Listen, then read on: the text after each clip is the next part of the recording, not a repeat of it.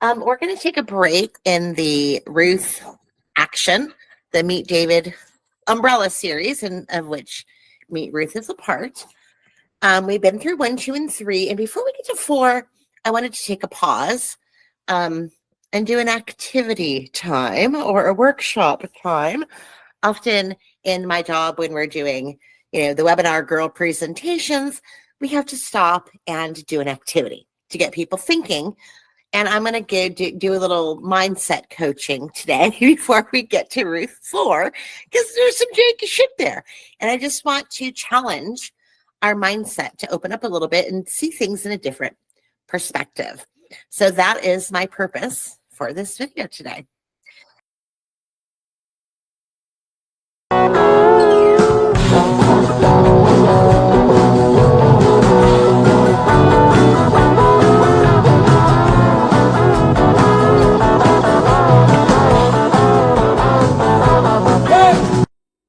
Okay, you are more than welcome to start off by pausing and reading our 12 rules of reading biblical text. And if you don't like the 12 rules, well, this isn't the place for you.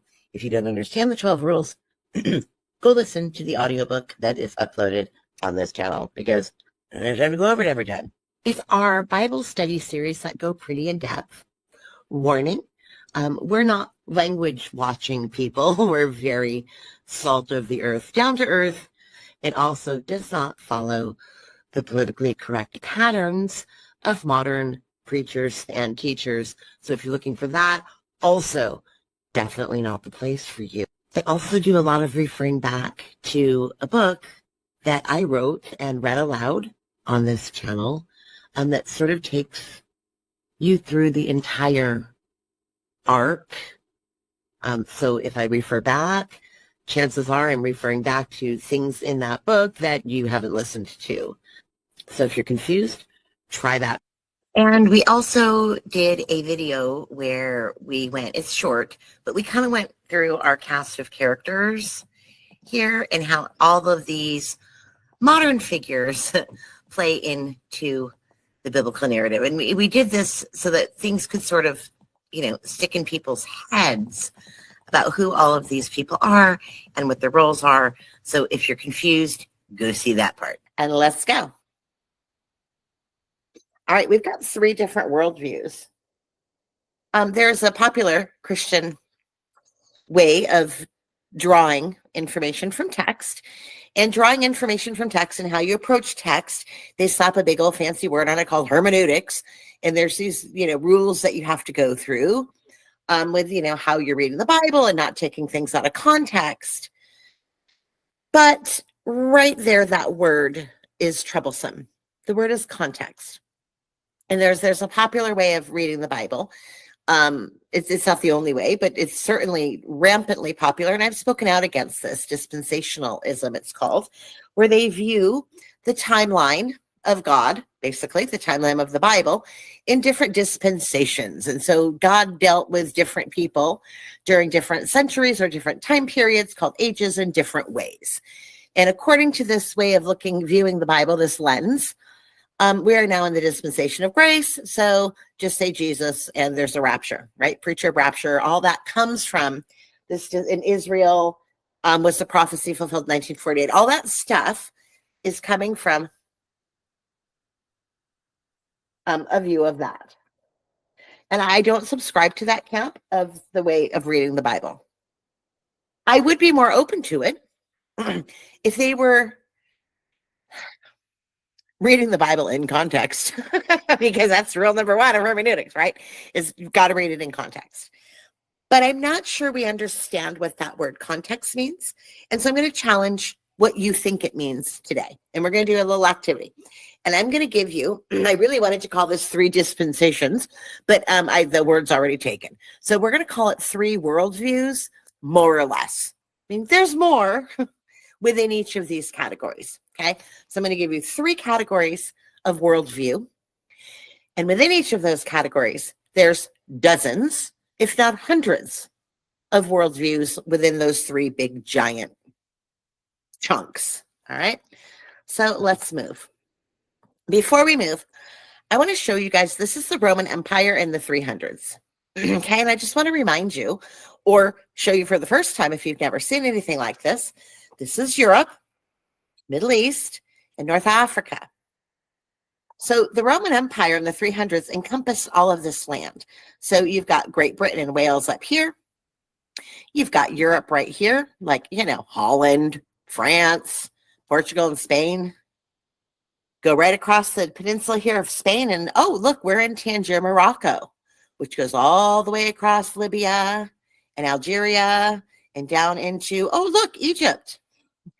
Right, and then you go across Egypt, and you're in Saudi, and then you've got all your Gulf nations here, all the way up to the big ticket items with Lebanon and Syria and Israel and this little tiny little place right here called Jerusalem. Then you go up into Turkey and, as freaking Zuzekazubistan, all the stands are thrown in there, right? Afghanistan's up here.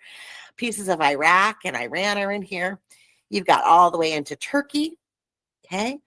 Back over into Greece, okay? Into Eastern Europe, where we've got, Hungary and parts of Poland here, okay? All the way down into Rome and back into Western Europe. So this big giant ring is all of the influence of the Roman Empire in the 300s.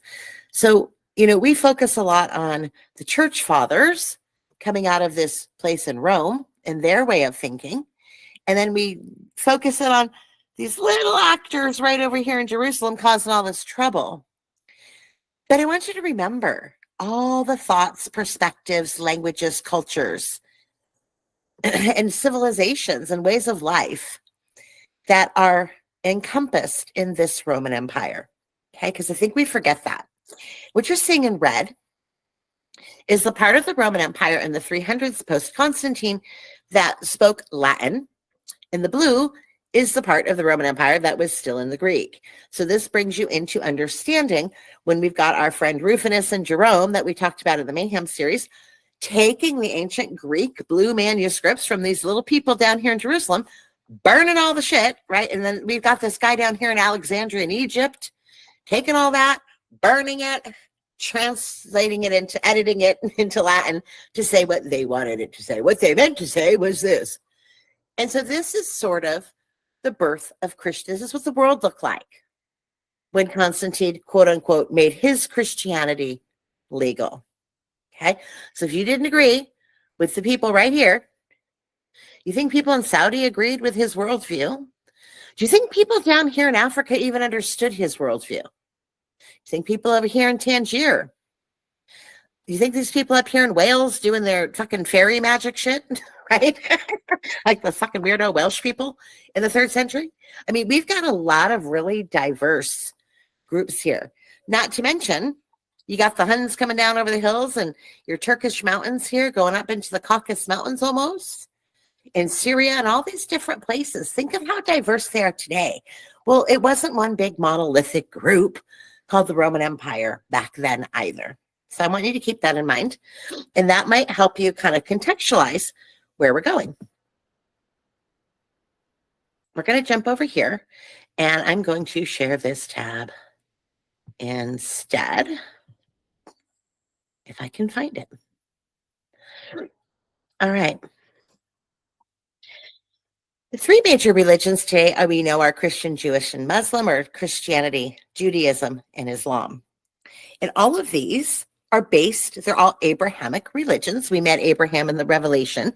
We're just about there in Genesis, where Abraham, our ancient Hebrew, comes crossing over, right? And then the whole thing, here we go. So from creation, through Abraham, through the judges, through David, through the prophets, and both of that split kingdom and exiles, and then the prophets come, and then Jesus and the whole thing, right? We got the lunatics in the desert and Jesus and everybody running around the New Testament. Well, all of that story began with the ancient Hebrews. Okay? I want to remind you, Hebrews are not Jewish. Okay? We know that Jewish religion began after, for intents and purposes, well, the Levites knew that was the priesthood, but came back from New World Order, Nimrod, Babylon. Okay, that's what started the Jewish religion. Okay, Christianity began when Jesus came 500 years later. And the Muslim religion began 500 years after that, when Muhammad came and said, let me straighten this shit out, because the Jewish people have jankified all their texts and the Christians have jankified all their shit. So I have the real story. And that's sort of where Muslim grows out of. But all three of those go right back to this ancient Hebrew story, and more importantly, this ancient Hebrew God and this ancient Hebrew worldview. So let's just jump back here really quick. Take a look at the Roman Empire in the year 300. By this time, we've got Islam. Well, not quite. No, we don't have Islam yet. Islam's about 250 years away. But we've definitely got Christianity in full swing. We've got Judaism. All from a bunch of guys right here hanging out in the desert. And I wonder what their worldview was like 3,000 years before that. Do you think it was the same as people in Wales? Do you think it was the same as people in Germany? Do you think the worldview of these people living out in the desert 4,000 years before Jesus was the same as people in Tunisia, Egypt? I don't think so. And I think that's something that we as Christians, Jews, and Muslims seriously tend to forget. Here's why I think we forget. Because modern Christians view these ancient Hebrew people through the lens of Christianity. And that's how they read their book. And the Jews view the ancient Hebrews through the Jewish theology. And the Muslims view it through their theology, through their lens. There is only one person that I'm aware of. There might be more. But there's only one person in this study group that I'm aware of that is coming to the Bible without knowing anything about Christianity. Can you imagine what a frightening, confusing, and completely wonderful gift that is? And she's watching my videos. So that makes it even worse, right? But can you imagine the blessing of having the opportunity to approach this ancient Hebrew text without any bias or preconceived notions? And you're reading the text for what the text says. That's huge, guys. And I'm so glad that she's in this group.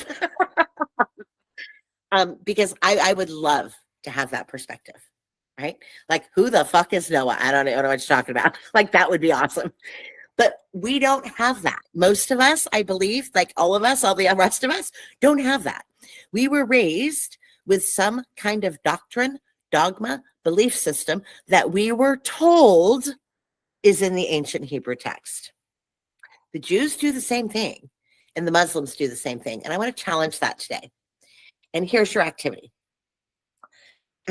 Is it fair for us to take the writings of people in an ancient desert Hebrew land and assign meaning to them? Because I have a newsflash. God did not write the Bible. God did not sit down with pen and paper, write the Bible, and drop it into the middle of the desert. That's not how it happened. Okay? People wrote it. Were some of the people prophets and had visions and wrote those down? Yep. Did those visions come from God? Sure. Were some of them inspired? Yeah, but what does inspired really mean? Because, you can be inspired to write a poem for your wife. Does that mean that, your wife inspired you to write a poem? Does that mean your wife wrote it and those are her words? Or you're inspired to write it for her or about her? being inspired by God and being God's words are two different things. And I can actually have some personal experience with this, and I'm not going to say God, but I'll say for sure Osmekiel, this spirit nutcase I live with, he tends to inspire me with emotion or feeling or images.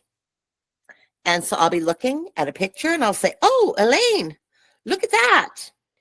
I see hair. Oz is inspiring me to look at the hair in this picture. And the hair's sticking out for me. And the hair is really important. There's something with the fucking hair. And that's inspired by Oz.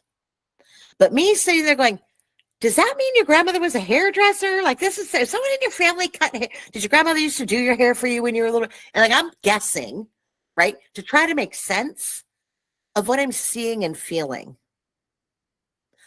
That part's not inspired from us. That part's my brain adding my interpretation to the inspiration of Osmekiel. Those are two different things. That's why I say I always fuck it up. Okay. Do you think that inspired means that from the beginning of time, all the way through every single biblical character and everyone who ever had their hands on the Bible, all the way until, 500 years ago, that every single one of those people that was compiling things and editing things and putting things together and choosing what's in and what's not, literally had the Spirit of God descend upon them and work through their hand to write down? No. Okay, God, stop. We've got to put the inspired idea and Word of God idea where it belongs. Okay? That's the first thing. Because Augustine was not necessarily inspired by God. Augustine was a philosopher who wrote down his ideas, and the church said, that's a good idea, and ran with it. That's not inspired by God. Okay? He's inspired to think about God. He's inspired to write about God. Augustine wasn't a prophet. Okay, like, let's stop. Let's just stop. So here's your activity.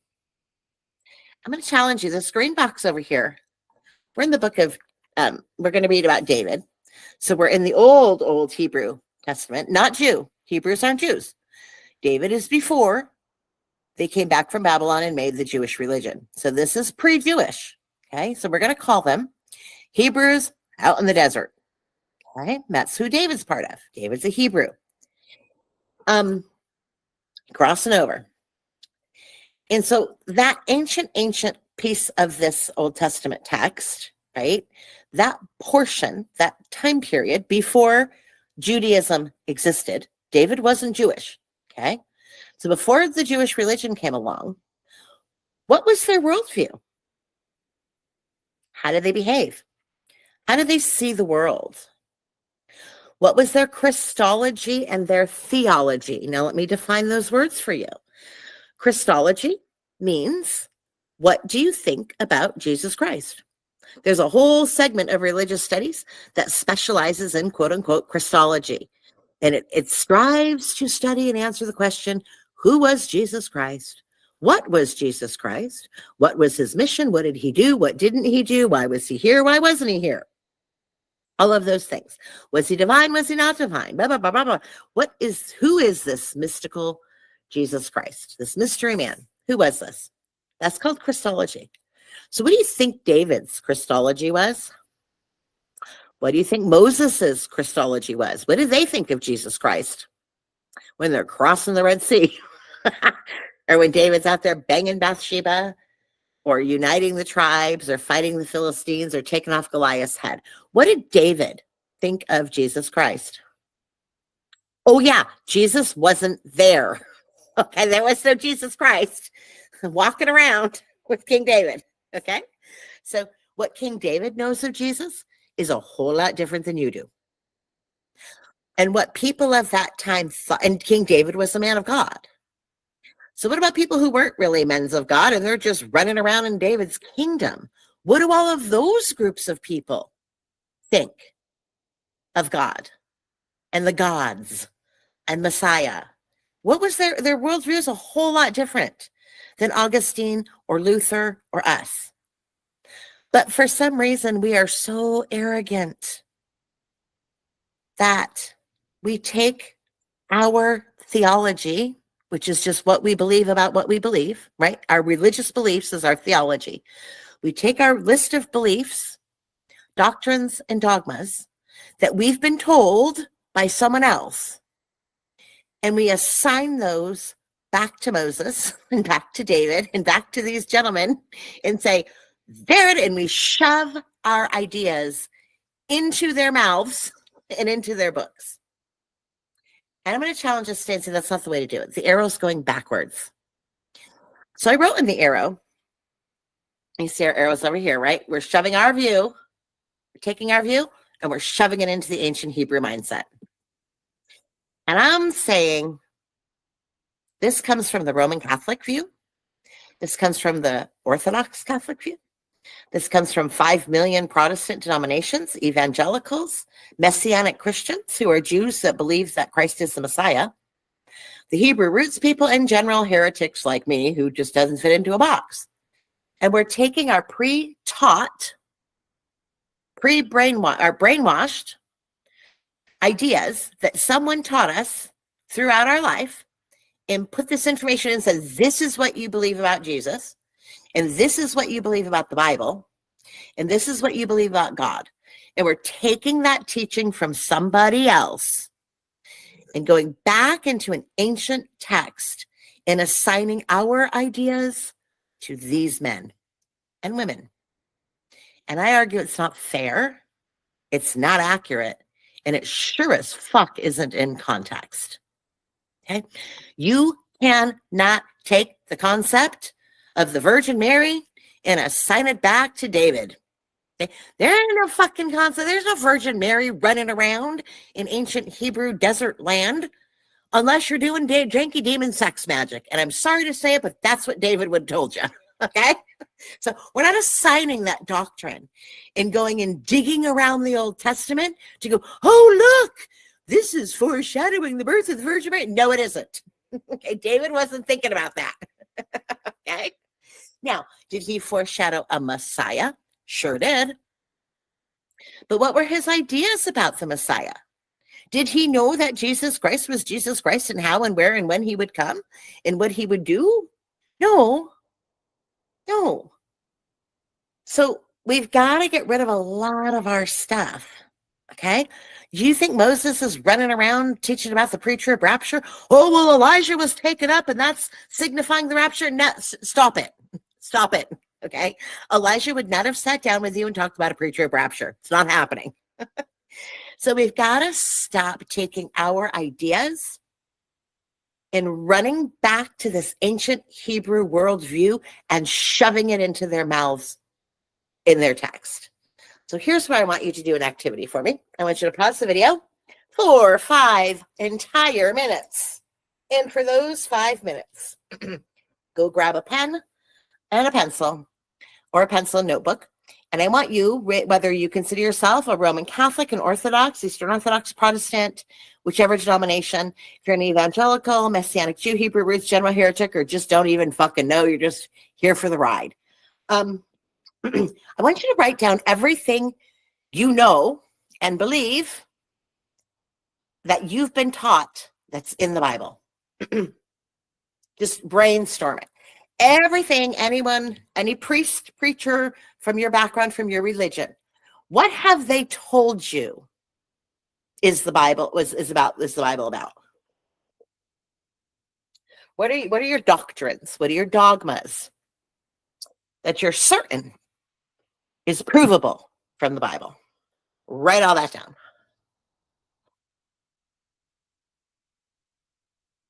And then come back. And I'll see you in 5 minutes.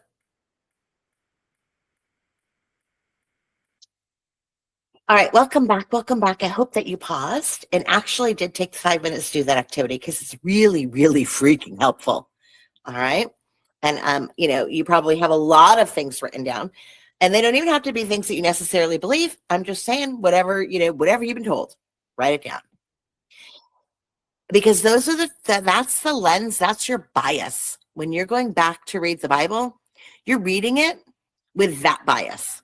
Okay? You're looking for things to prove the point of view that you've been taught 5,000 years later, which is kind of crazy if you think about it that way. So I'm going to challenge us today to think about this question. I had this question when I was in school, and I bet most people also did. I was in high school, and I remember my teacher said, what did Shakespeare, this is an actual test question that we had to write an essay for, ready? What did Shakespeare mean by Shakespearean quote? And I wrote an entire paper, and I said, basically, I'm going to summarize it for you. How the fuck do I know what Shakespeare meant? You know why I don't know what Shakespeare meant? Because I'm not Shakespeare. Not only am I not Shakespeare, I don't speak his language. I don't live in the century that he lived in. I don't know the politics. I don't know the religion. I don't know the worldview. There is so much about the year Shakespeare's writing that shit that I don't know. It's pathetic for me to be arrogant enough to assume that I can tell you what this man meant. What I can do is tell you what I, a girl, 16 years old, sitting in a high school in Redondo Beach, LA, thinks Shakespeare meant. I can tell you what I think he meant, but I can't tell you what he meant. So I'm not going to answer this question because I'm not that arrogant. And that was my essay. I know, I'm a fucking asshole. I've always been an asshole. But that's what we're doing in the church, right? Well, what David meant and what Moses was saying, and bullshit. unless you weren't there. So as Christians, we actually should be saying things in our priests and preachers and religious conversations, and we should be saying what I think David meant to say, what I think this was significant because in their culture XYZ, right? I want to point out this cultural thing that was happening at the time, or this language variation, and I'm thinking it means this. But I can't tell you what David meant. Anyone who can presume to is insane. Now, of course, that's just the language we use, like David meant this. But I think the church takes that a little too far because we've now got a church, okay, who's pointing back, telling the Jews what they meant in the Babylonian period when they came back from the New World Order. And then we also got the church, modern day church, Christians going all the way back and telling the ancient Hebrews what they meant. I think that's ridiculous. Well, you can see the foreshadowing of the rapture and bullshit. No, okay. There was no foreshadowing of the rapture happening with the ancient Hebrews, okay? What there was a lot of janky ass pagan gods and sex magic going on.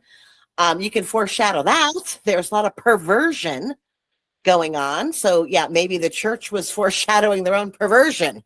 I can read that into the ancient Hebrew a lot quicker than the pre-trib rapture, just saying. Okay.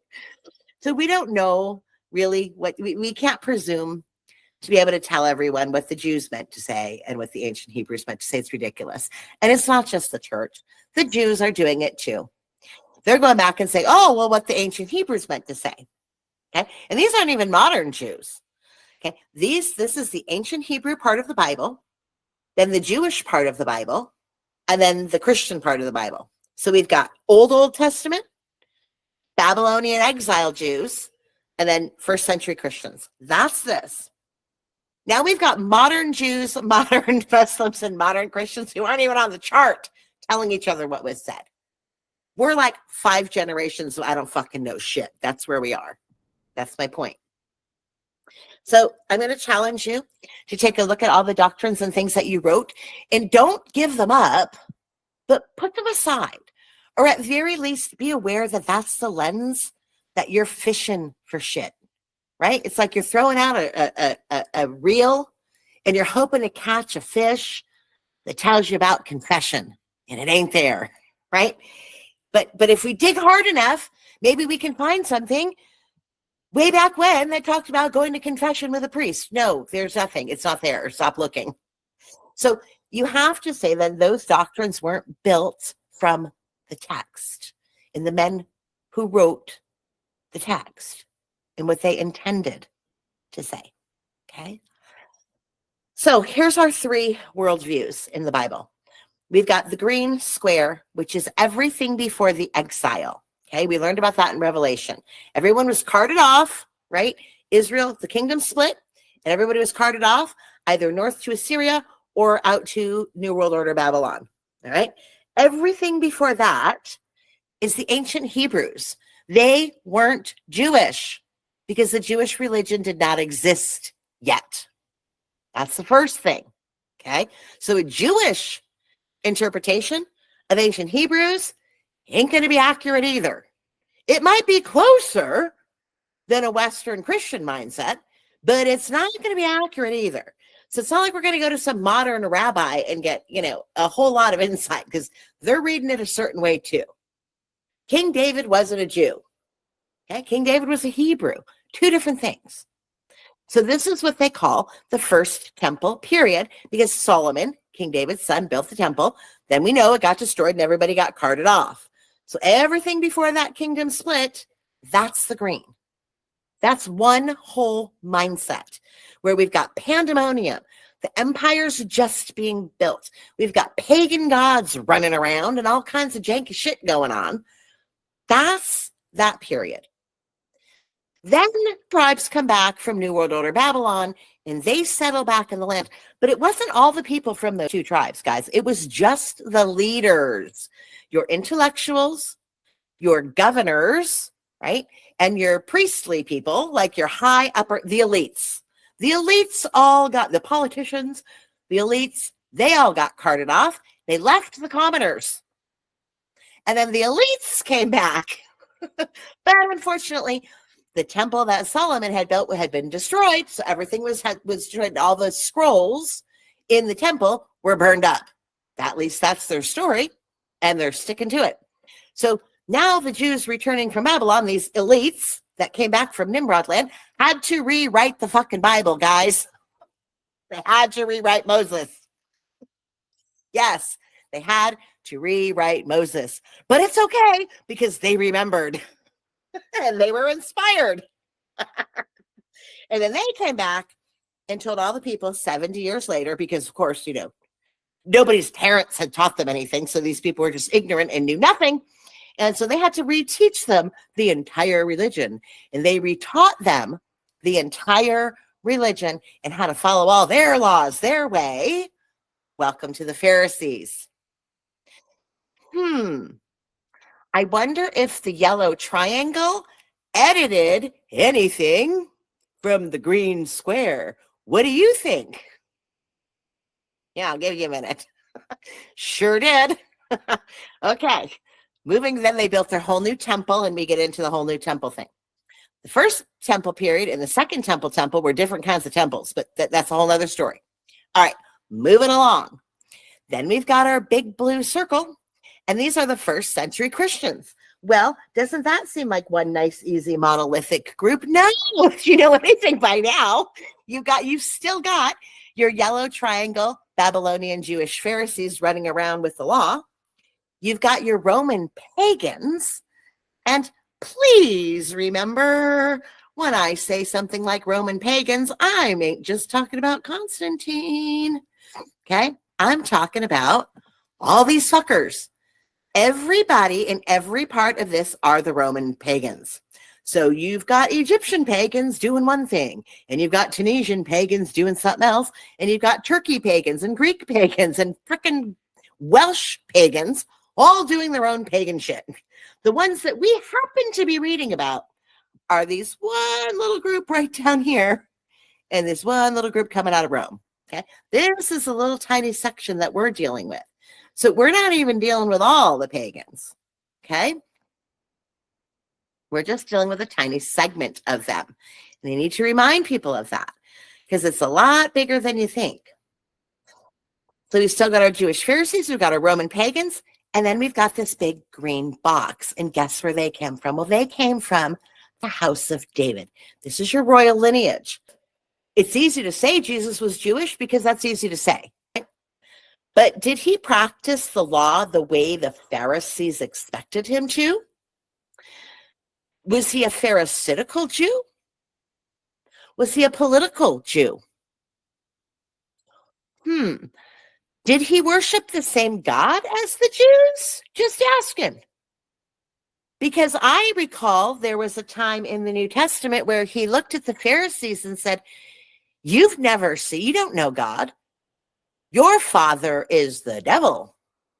Well, if their father is the devil, who's Jesus's father? Hopefully not the same guy, right?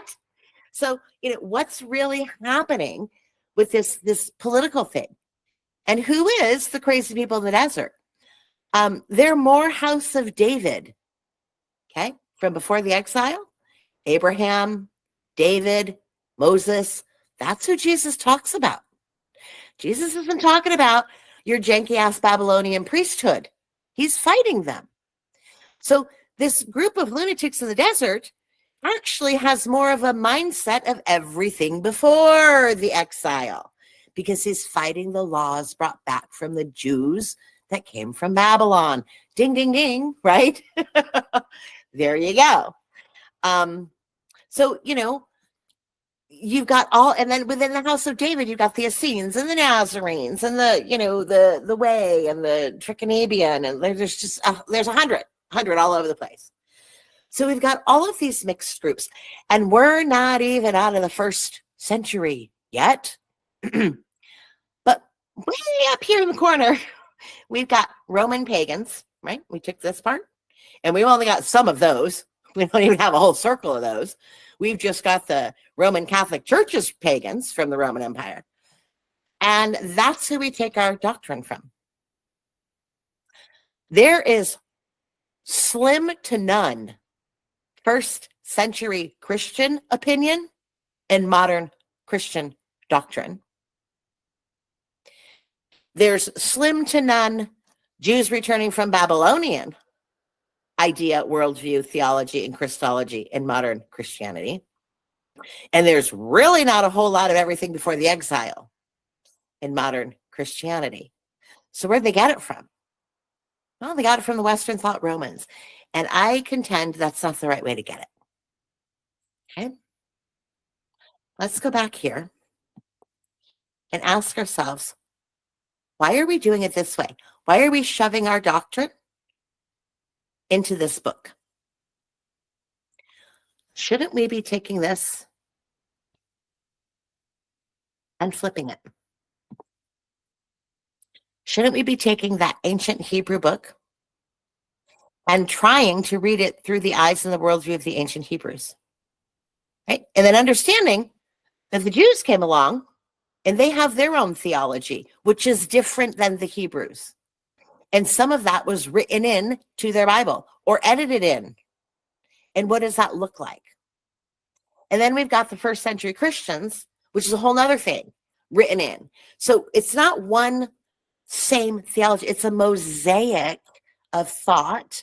It's a mosaic of authors. It's a mosaic of agendas, all fitting together and piecemealing into this place that we're supposed to draw our theology from, not the other way around. Turn that arrow around and let's see what theology we can build moving up the paradigm. It's like this spider web. You've got your ancient Hebrew foundation down here at the bottom, right? And all these different books and thoughts and ideas and lessons and metaphors and cultural pieces. And the little square over here doesn't necessarily match the little square over here because it's not a monolithic group. And then we move up through the Jewish period, right? And all of their different ideas and thoughts. And then we move up into the first century Christian. And then finally at the top, we can start to build some sort of Christology.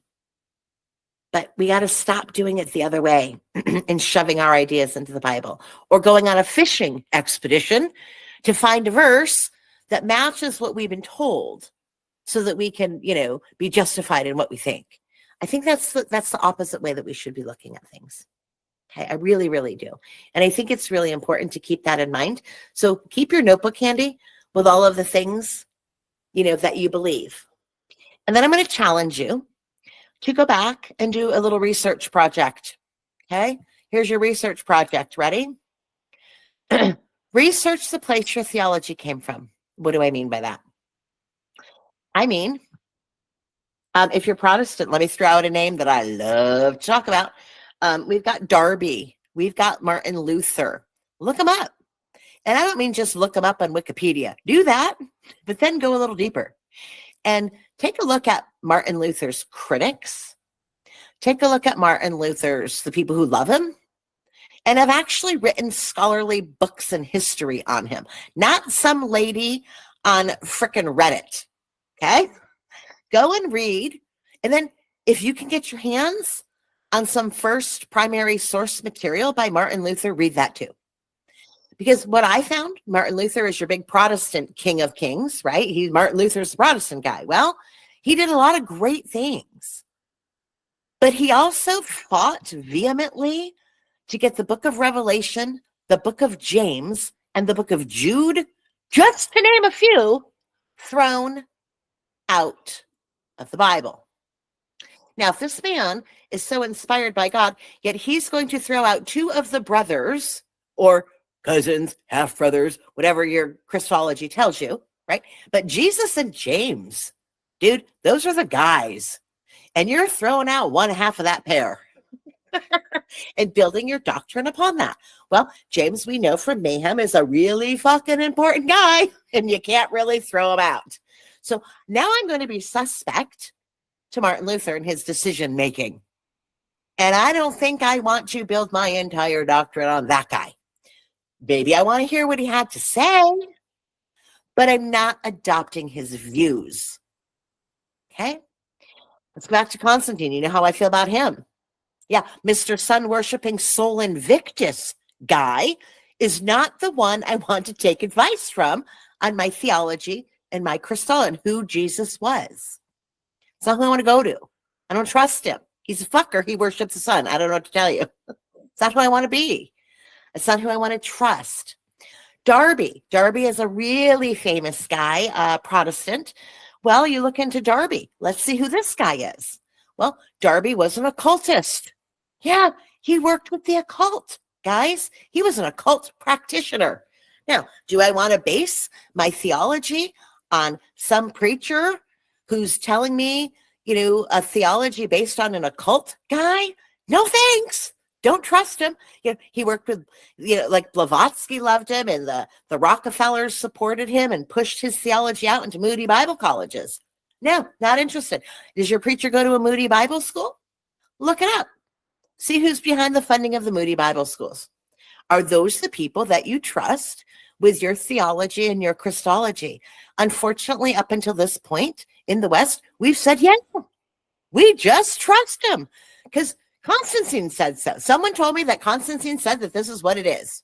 Someone told me that Martin Luther was great, and this is what it is. Someone told me that Darby is fantastic, and this is what it is. And St. Augustine wrote this giant book, and he was brilliant. And so Thomas Aquinas is just brilliant. Have you read them? Do you know what they really fucking thought? Because I do, and then take a look. Whoever you're basing your doctrine on, dig a little, right? It's sort of like you're making a recipe. Don't you read the ingredients on the food you eat? Well, go back and do a little digging on the ingredients of the people that you're taking their word for it. That's all I'm asking you to do. Doesn't mean change your mind. Doesn't even mean change your theology. It just means I'm challenging you when we read David to try to read David through the mindset of an ancient Hebrew, not a Jew, not a Roman pagan, not a Christian. We're going to read it from the world that they were from, because that's what the authors were doing. We're also going to read it knowing that the Jews jankified it and the Christians have tried to shove some shit in there that might not be there. And we're going to see some possible jankifying the next time. Deuces. I hope that helps. Bye.